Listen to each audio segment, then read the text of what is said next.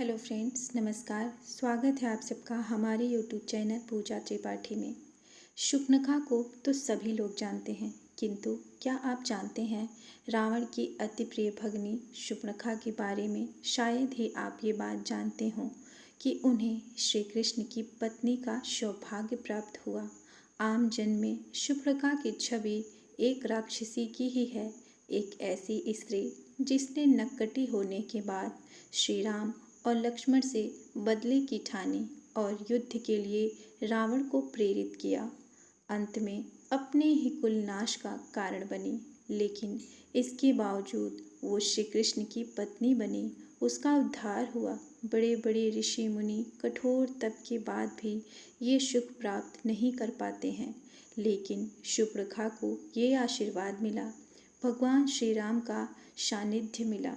शूर्पणखा को न सिर्फ श्री राम से वार्ता का सौभाग्य मिला, बल्कि श्री राम ने उसकी लक्ष्मण जी से भी बात करवाकर भक्ति स्वरूपा आद्या शक्ति जगत जननी सीता माता के दर्शन भी करवा दिए। दरअसल इस सब का मर्म शूर्पणखा के पूर्व जन्म में छिपा है। पूर्व जन्म में शूर्पणखा इंद्रलोक की नयनतारा नामक अप्सरा थी। उर्वशी, रंभा, मेनका, पुंजिकस्थला आदि प्रमुख अप्सराओं में इनकी गिनती होती थी। कथा अनुसार इंद्र के दरबार में अप्सराओं का नृत्य चल रहा था। उस समय यह नयनतारा नृत्य करते समय भ्रूसंचालन अर्थात आँखों से इशारा भी कर रही थी। ये देखते हुए इंद्र उस पर मोहित हो गए। तब से नयनतारा इंद्र की प्रेयसी बन गई। व्रजा ऋषि के क्रोध का बनी भाजन।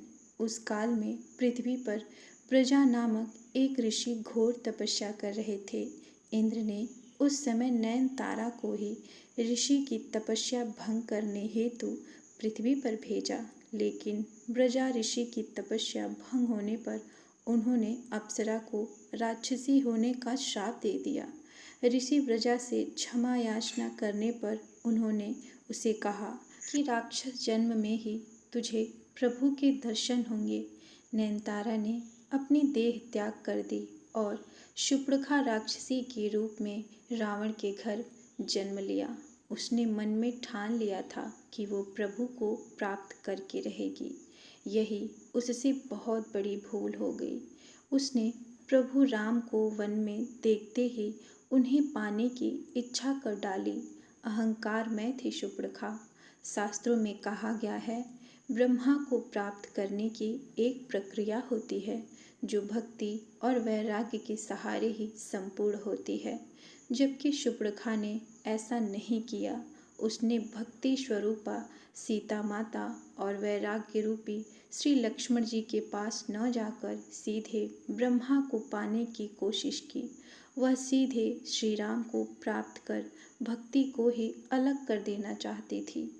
इसके अलावा वैराग्य का आश्रय लेती तो भी प्रभु को प्राप्त कर सकती थी, किंतु उसने वैराग्य को भी नकार कर अहंकार में सीधे प्रभु के पास जाना उचित समझा।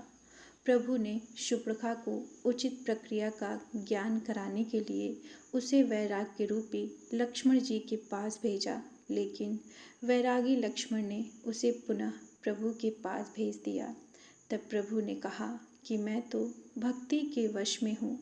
तब शूर्पणखा भक्ति स्वरूपा सीता माता के पास गई, परंतु वहाँ भी एक भगवत अपराध कर बैठी। सोचा, प्रभु इस भक्ति के वश में है, मैं इसी भक्ति को ही खा जाऊं।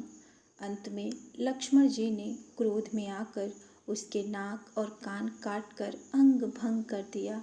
इसके बाद शूर्पणखा के ज्ञान और बुद्धि खुल गए और प्रभु के कार्य को पूरा करने विनाशाय च दुष्कृतम के लिए उसकी सहायिका बनकर प्रभु के हाथ से खर, वधूषण, रावण, कुंभकर्ण, मेघनाद आदि निशाचरों को मरवा दिया और प्रभु प्राप्ति की उचित प्रक्रिया अपनाने के लिए पुष्कर जी में चली गई और जल में खड़ी होकर भगवान शिव का ध्यान करने लगी।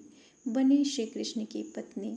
करीब 10,000 वर्ष बाद भगवान शिव ने शूर्पणखा को दर्शन दिए और वरदान दिए कि 28वें द्वापर युग में जब श्री राम कृष्णा अवतार लेंगे तब कुब्जा के रूप में तुम्हें कृष्ण से पति सुख की प्राप्ति होगी।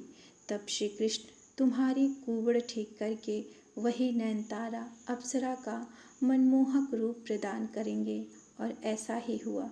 शूर्पणखा को अंत में अप्सरा का मोहक रूप भी मिला और वो भगवान की सहचार्या भी बने। तो इसी के साथ ये छोटी सी कहानी यहीं समाप्त होती है। आशा करती हूँ कि आपको बेहद पसंद आई होगी।